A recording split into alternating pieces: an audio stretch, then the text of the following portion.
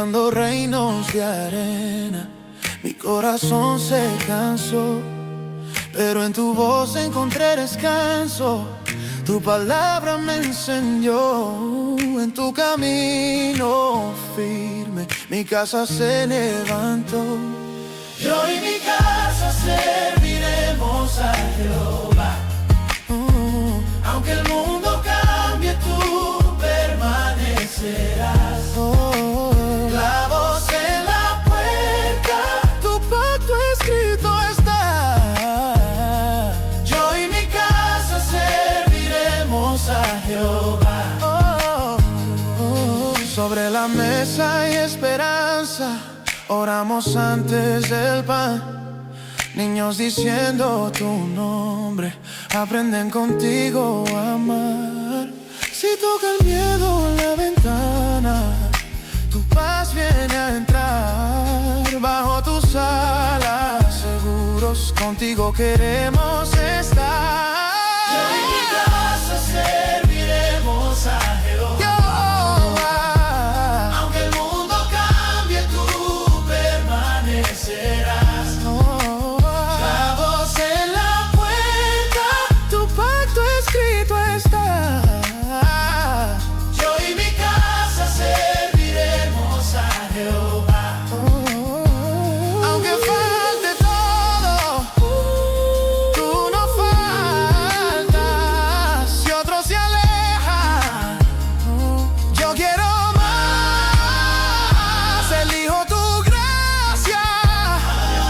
Verso 5. Bienaventurado el hombre que llenó su aljaba de ellos, no será avergonzado cuando hablare con los enemigos en la puerta. Aleluya. Bendícenos por tu palabra, Señor, en el nombre de Jesús. Amén. Gloria al Señor. Bien, amado, aquí este salmo tiene un significado muy profundo, puesto que este salmo proviene de un consejo, más bien un consejo familiar.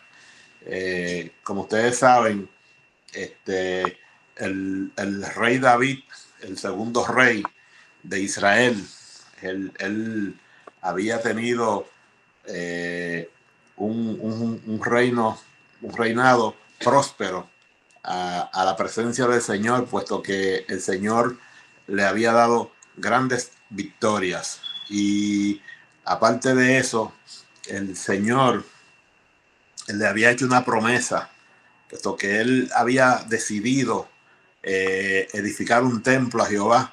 Pero dice que el Señor, hablando al profeta Natán, él le hizo comunicar al profeta Natán el propósito que tenía de edificar un templo al Señor. Único que a veces las buenas intenciones, cuando son para Dios, no bastan. Tiene que tener buenas intenciones, como predicaba el hermano Lari el día pasado, que habían buenas intenciones. Las intenciones de USA eran buenas, pero el hecho, lo que él iba a hacer, no estaba de acuerdo con lo que Dios, con los planes del Señor. Quién sabe, USA, por cualquier razón, el Señor lo mató. Y créame que Dios no mata sin razón.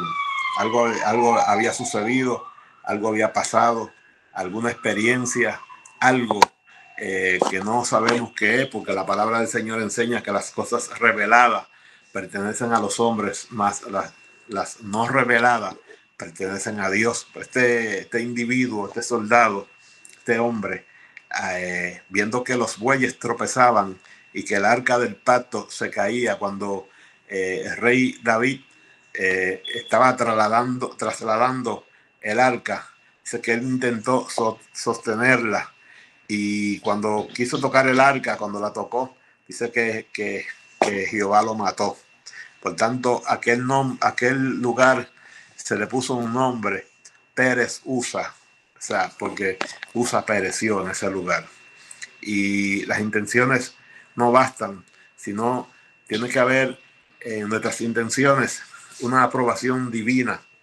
Eh, el servir al Señor no debe hacerse simplemente porque lo sintamos en el corazón, sino tiene que haber una consulta divina, porque las cosas espirituales se dirigen por Dios, y Dios está el hacer, y Él pone el sentir en los corazones. Y Dios se reveló a Natán y le dijo que le diga a David que él no le iba a edificar templo. Y tenía una razón obvia, estaba implícito. David era un varón de guerra, era un joven que era un hombre que desde su juventud había peleado y había hecho mucha guerra, había derramado mucha sangre. Y como él dice en el Salmo 84, anhela mi alma, desea estar a la puerta de la casa de mi Dios, porque ministerialmente, aunque David era un rey, ministerialmente no podía ocupar prácticamente ni la portería de la iglesia, ni ser el portero, el que invita a los hermanos a entrar. Él se gozaba, él danzaba, pero apenas anhelaba, ansiaba, deseaba ser el portero en la casa de Dios. Pero créame, hermano, que si el trabajo que Dios le designa a usted es el de portero, o es el de limpiar el templo, o es el de limpiar el patio, o es de pasar la máquina, de pintar la iglesia, o de visitar al hermano, cualquier trabajo que Dios le ponga y sea aprobado por Dios, es un trabajo que Él lo recibe con gracia, con amor, al igual que sus ofrendas, al igual que todo lo que usted haga, con temor y con amor para Dios y con reverencia. El único problema con el caso de David era que David no estaba apto para edificar el templo a Dios, mas sin embargo Dios le hizo una promesa y le dijo que no faltaría rey en su casa que gobernara Israel, a lo cual él se sintió indigno. Dijo: Jehová, esa promesa es muy grande. Y dice que se levantaría un hijo, el cual edificaría un templo para él. Este hijo fue el hijo de una mujer a la cual él había conquistado en una manera extraña. Era la esposa de Uría Eteo, prácticamente el hombre número 35 o 36 en la línea del reino de los soldados. Era prácticamente un general de batalla, era uno de los fuertes de Israel, y todos conocemos la historia que él había prevalicado, porque él había llamado a su mujer cuando éste se encontraba en la guerra, y cuando regresó de la guerra de manera fortuita, él lo hizo morir. ¿Para qué? Para ocultar su pecado. Y sabemos que fue un gran pecado. Sin embargo, Dios trabaja sobre nuestros errores. Dios perdona nuestros pecados. Y así dice en el Salmo 103, cuanto está el oriente del occidente, cuán lejos está el oriente del occidente, así ha hecho Jehová alejar de nosotros nuestras rebeliones. Dios no va a estar todo el tiempo en contienda con nosotros. Si pecamos, si fallamos y nos arrepentimos, Él nos perdona, y ya esos pecados son echados a la profundidad de la mar. Y Dios trabaja con nuestras vidas, cometemos errores, y no es que Dios vaya a tapar nuestros errores, pero Dios maneja la situación de manera individual. O sea, los hijos no van a pagar por los errores de los padres, ni así sucesivamente. Y si hay un muchacho que trae un espíritu, que trae una gracia, una unción, pues Dios conoce eso. Trae una sabiduría intachable, trae todo lo que traiga, y entre todos sus hijos, todos los hijos que David tenía, el Señor había elegido a Salomón, el segundo hijo en esa relación.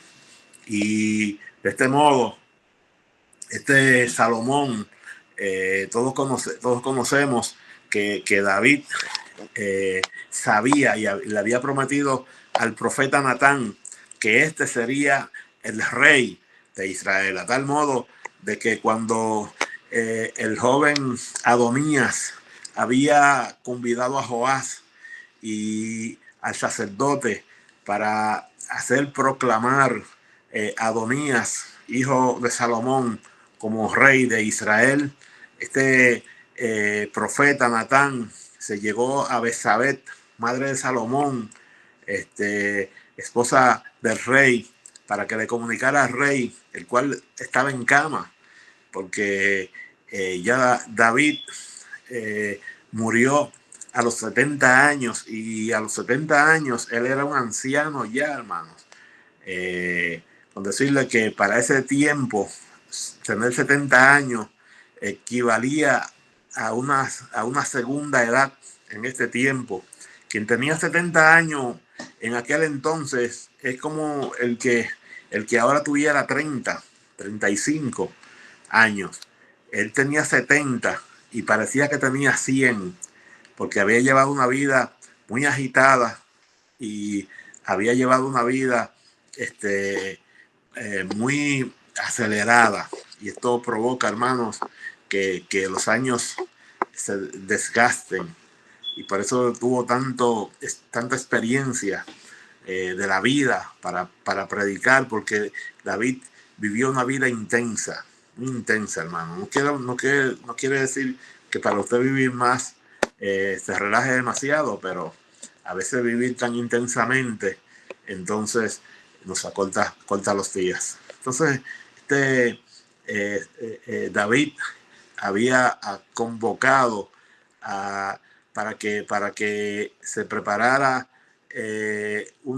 la mula del rey, para que así se proclamara a Salomón para que fuese rey sobre Israel, y así fue. Pero se entiende sobre este salmo que muchos exégetas piensan que este salmo es un salmo de Salomón, como dice muchas veces el estribillo.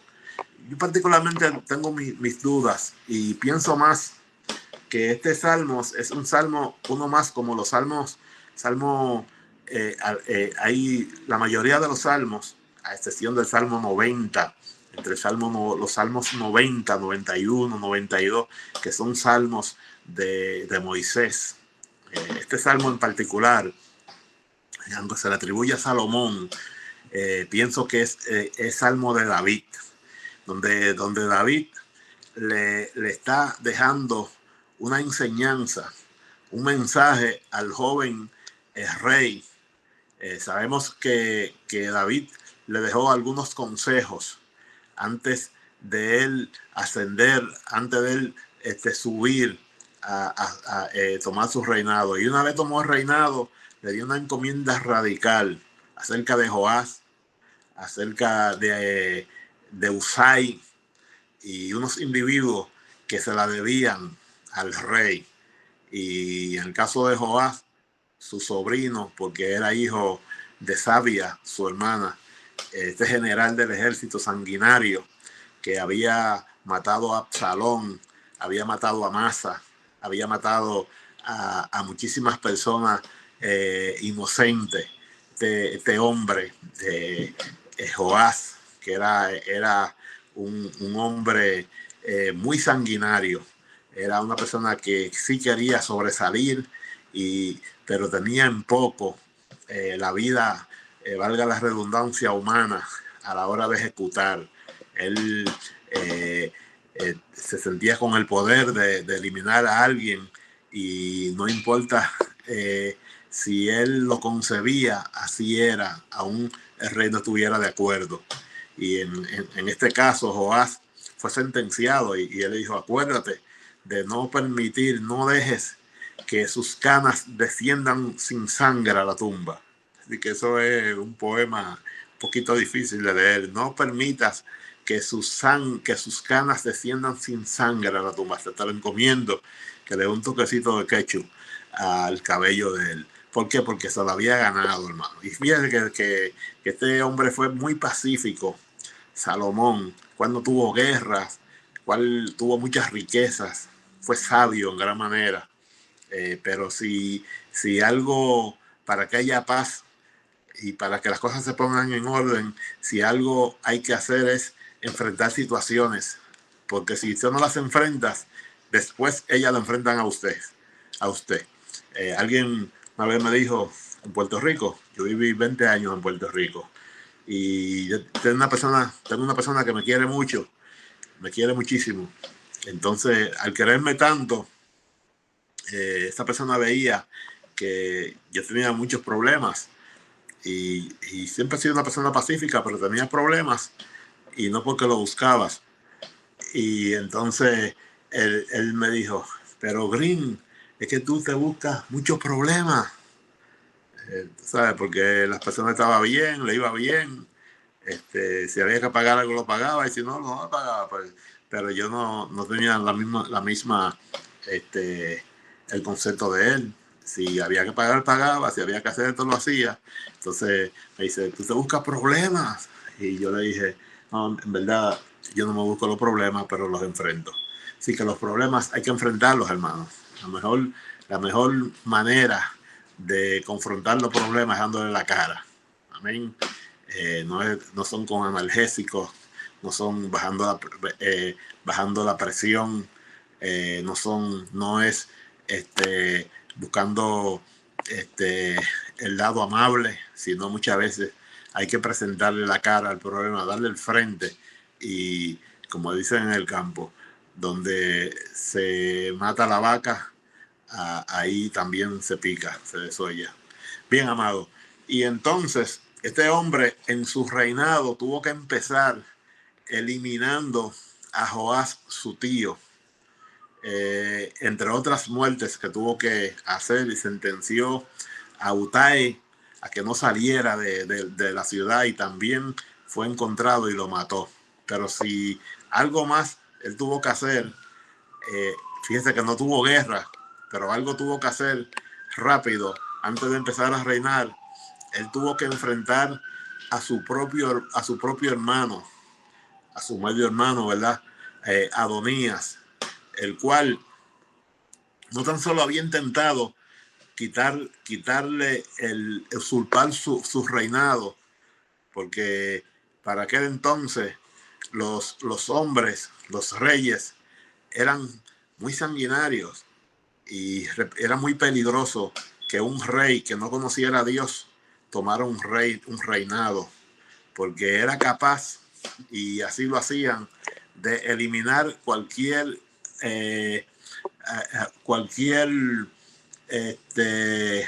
descendencia sanguínea, cualquier oposición sanguínea, llámese hermano, llámese hermana, hijo, quien sea, eliminaban familias completas. Y este Adonías dice que era un joven elegante y por lo cual gozaba de una conducta, porque dice que su padre nunca lo regañaba, nunca lo amonestaba. Era un joven hijo de rey con todos los privilegios del mundo y muy elegante. Y entonces ustedes conocen que David a los 70 años ya estaba en cama, era un anciano, y dice que le buscaron a una joven virgen de Sunem, una joven, y esta joven virgen dice que le buscaron para que le cubriera los pies. Esta es una manera de decir para hacer compañía. En algunas ocasiones aparece el cubrir los pies, como en el libro de Ruth, aparece acá en el libro de Reyes, y en diferentes ocasiones esta expresión idiomática de cubrir sus pies es una manera de acompañar a una persona adulta. Y entonces ella lo acompañaba, claro, nunca se llegó a ella, pero esta mujer, esta joven, representaba ser la esposa del rey, a lo cual él se allegó a Besabet, este hombre, Adonías, se llegó a Betsabé pidiéndole que le pidiera al rey que le diera a Betsabé como mujer. Y entonces se sabe que Salomón era muy entendido, muy inteligente, y entendió eso como un complot. Y rápido, cuando ella fue sorprendida con esto, que le dijo, tengo una petición, dime, madre, ¿qué tú quieres? Le dice al rey, le dice que es que Adonías me ha hecho una petición. ¿Cuál es la petición que ha hecho Adonías? Que tú le des a Betsabé, la esposa de tu padre, ¿verdad? La viuda de tu padre, para que como mujer.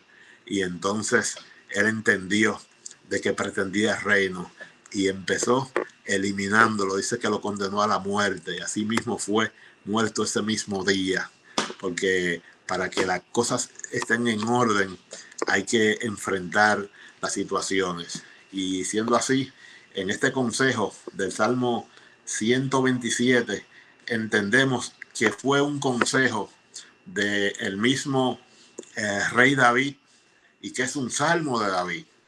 Es un salmo de David, aunque no sé por qué los exégetas se encargan de decir que es un salmo de Salomón, pero yo entiendo con toda propiedad que es un salmo de David dirigido a Salomón. Dice entonces, si Jehová no edificare la casa, en vano trabajan los que la edifican. Qué palabra más sabia y prudente. Si Jehová no guardare la ciudad, en vano verá la guardia. Así que tantas veces que este hombre, este soldado, este militar, hombre de guerra, David, que se encontró cercado, se encontró al borde de la muerte, y pudo entender que, como él escribe en uno de los salmos, de no haber estado Jehová con nosotros, de no haber estado Jehová con nosotros, diga Israel, vivo nos habrían tragado nuestros enemigos. Tenía una enseñanza vivida, y a este joven que iba a ser rey le dice, por lo demás es que os levantéis de madrugada y que vayáis tardes a reposar, y que comáis pan de dolores, pues a su amado dará Dios el sueño. Esta es una promesa, y es también una afirmación que él hace. ¿Por qué? Porque todo nuestro esfuerzo debe ir centrado a que se haga bajo la anuencia, bajo la permisión, bajo el consentimiento de Dios, para tener éxito. Porque si no, no habrá manera de que, por más que nos esforcemos, tengamos victoria en el negocio. Para tener victoria en el negocio, para alcanzar victoria en paz, es necesario que tengamos la aprobación divina, la aprobación de Dios. Aleluya. Y siendo que este es un salmo de David, para mí, a entender, y que él tiene una experiencia de vida, él ha vivido y ha entendido que Dios le ha bendecido, y que el Señor ha provisto para sí, para él, ya un capítulo, una enseñanza, la cual puede otorgar a su hijo antes de reinar. Y siendo este un muchacho joven, ya en su reinado, bien joven, dice que entonces él le dice, he aquí, herencia de Jehová son los hijos, cosa de gran estima, el fruto del vientre. Aleluya. Así que le está dejando entender que debe haber un legado para Dios en nuestra familia. Nuestros hijos no son tan solo nuestros, sino que pertenecen a Dios. Dios cuenta con ellos. Dios nos los ha prestado. Cuando tenemos un hijo, hemos traído al mundo no tan solo a un ser viviente, no tan solo ha surgido una célula invisible para convertirse en un tejido, un órgano, o varios órganos y un cuerpo caminante y que razona, sino que hemos traído al mundo a un ser inmortal que algún día estará en un lugar para siempre. Algún día estará en la eternidad o en la presencia eterna de Dios. O sea, ese ser inmortal, tenemos la responsabilidad de inculcarle, de entregarle la palabra, el temor a Dios. Es bien importante, hermanos. Por eso Dios siempre llamó familias que tuvieran su temor, y a esa familia le llamó los hijos de Dios. Se llamaron los hijos de Dios porque tenían el temor a Dios, porque actuaban conforme a la palabra de Dios.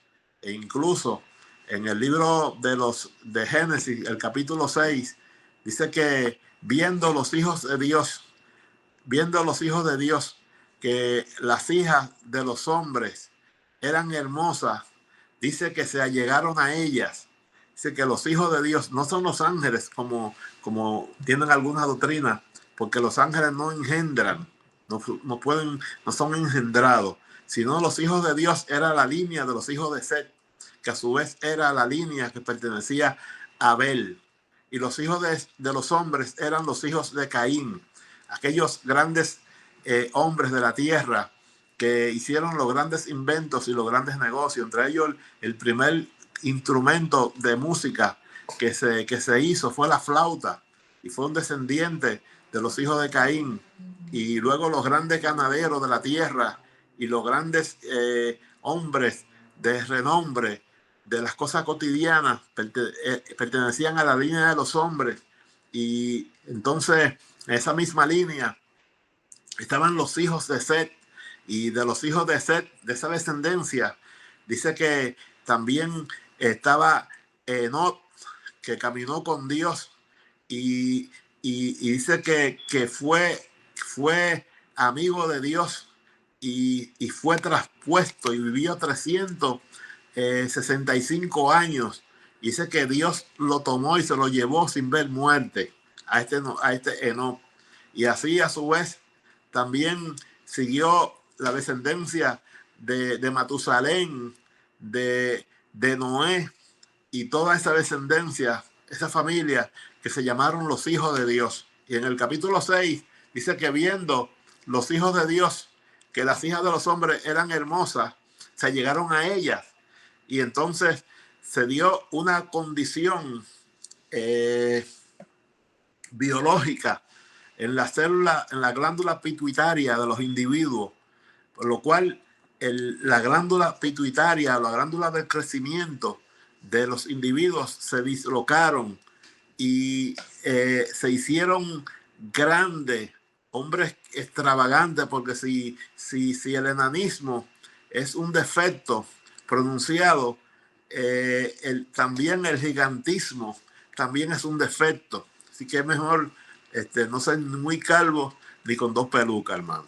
Así que tener un tamaño normal es lo bueno. Ser un poco alto, no ser muy bajo, y todo eso es muy bueno. Pero tener aquellos tamaños que tenían esos hombres que eran gigantes, que un gigante no cabía por una puerta, ni dormía, ni podía dormir en una cama, ni se llenaba con 2 litros de agua. Así que era algo anormal.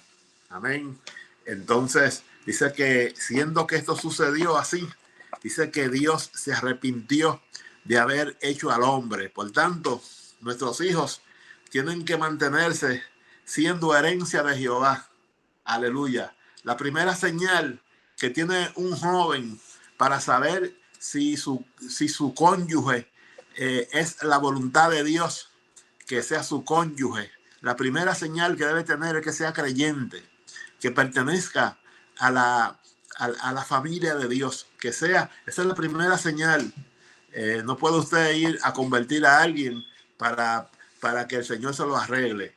No, tiene que ya estar allí Y la primera señal que tiene que tener es esa, porque Dios cortaba a aquellos pueblos que se contaminaban, que se hacían un cuerpo con aquellos idólatras, que se hacían un cuerpo, porque cuando las personas se juntan, se forman uno. Esa es la naturaleza humana, formarse uno. Cuando los individuos van a la intimidad, se hacen uno, un solo sentir, un pensamiento, una persona, y se convierten en un solo. Por tanto, empiezan a adorar lo mismo. Y es por eso el consejo de Dios, que los hijos de Él no se contaminen. Y porque herencia de Jehová son los hijos, cosa de gran estima, el fruto del vientre. Dice el verso 4, como saeta en mano de valiente, así son los hijos habidos en la juventud. Aleluya. O sea, como saeta, como viene siendo una saeta, es como una flecha, es como un proyectil en mano de valiente. Bienaventurado el hombre que llenó su aljaba. Aljaba es el saco donde se meten las flechas, esa aljaba, ese poder en sus espaldas, ese hombre que tiene la capacidad de poder ser respaldado por lo que hace y por lo que dice. Este hombre que es semejante a los hombres de Dios que representaban la victoria de Israel, como Eliseo, que era el equivalente a todo un cuerpo de inteligencia, porque en su tiempo Eliseo dice que confundía a los reinos de la tierra. Los reinos se confundían porque la estrategia militar que tenían los reinos, su estrategia, todo cuanto hacían para tratar de vencer a Israel, Dios se los revelaba a Eliseo. Y entonces los reyes, rey confundido, decía, aquí tiene que haber un espía en este lugar, tiene que haber alguien que está llevando nuestro secreto de guerra al pueblo de Israel, al pueblo enemigo. Alguien, porque no hay planes que nosotros hagamos que no sean descubiertos.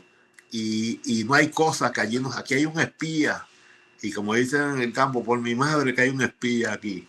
Y entonces alguien que sabía dijo, no, señor mío, mi rey, aquí de espía no hay nadie. Aquí no hay nadie de espía. Aquí lo que sucede es que en Israel hay un hombre de Dios llamado Eliseo, que todo lo que usted hace en secreto, Jehová se lo revela en público, lo revela. Eso es lo que sucede. Y entonces, al igual que Elías Tibista, dice que Elías, hermanos, era tan tremendo que al momento de irse, al momento de ascender al cielo, dice que Elías Tibista fue arrebatado y Eliseo clamó con la exclamación más grande de dolor que podía tener un israelita. El israelita tenía una expresión de dolor.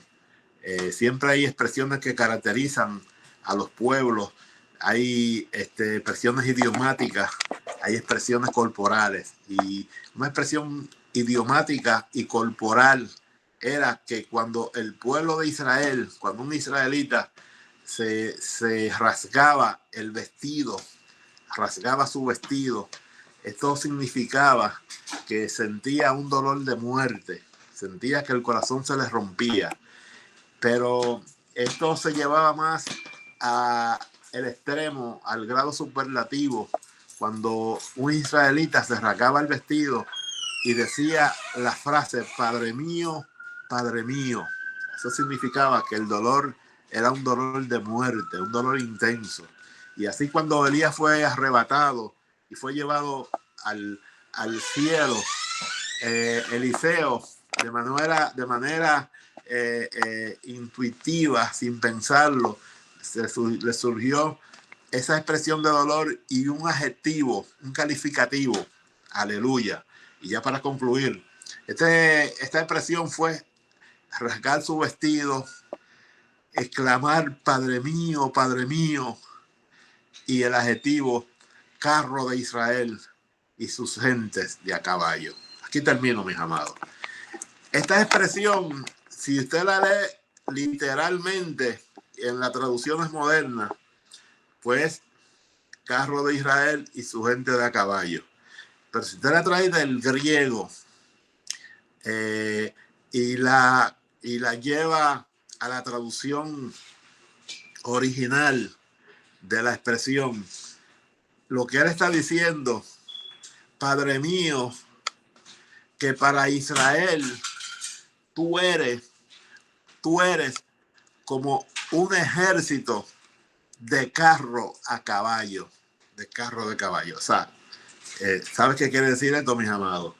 Para los tiempos de ellos, de David, los tiempos de Elías y Eliseo, tener una espada era algo grande, una flecha era algo grande y una lanza. Pero cuando alguien lograba tener un carro a caballo, o sea, carro a caballo, carro de caballos, eso podía significar prácticamente tener un F-16 o quizás, si era en su mayor defecto, un F-52, esos bombarderos. Y entonces dice, para Israel tú eres el equivalente a un ejército de carro de fuego, de carro a caballos. Aleluya, maravilloso el nombre del Señor. ¿Qué quiere decir esto, mis amados? Aleluya. Que lo que significaba para Israel este hombre significaba ser el arma más poderosa que podía existir. Que el día que usted falte el equivalente a un avión F-52, que cuando usted falte no haya pasado por ahí un soldado guardiapalito, un watchman, no, que haya pasado un general. Aleluya. Que el día que usted muera, el Señor revele que un árbol fue arrancado, como sucedió con una hermana, que se llevaron un árbol muy grande, que es el equivalente a un hombre que ora todas las madrugadas, a una mujer que intercede, aleluya, a alguien que el día que se vaya se va a sentir un vacío, aleluya.